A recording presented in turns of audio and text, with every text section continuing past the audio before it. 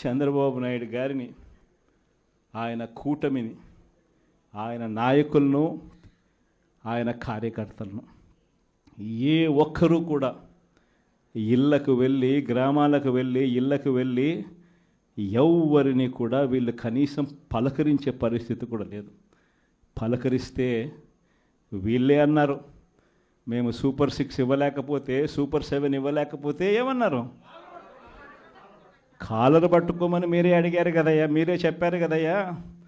చెప్పడమే కాకుండా బాండ్లు కూడా ఇచ్చారు. ఇదిగో బాండు, రాసుకో బాండు, ఇదిగో మీ దగ్గర పెట్టుకోండి అని బాండ్లు కూడా ఇచ్చినారు. బాబు షూరిటీ, భవిష్యత్ గ్యారంటీ అని కూడా బాండ్ ఇచ్చినారు. మరి ఈరోజు ఏంది? బాబు షూరిటీ, మోసం గ్యారంటీ అని చెప్పి రుజువైంది.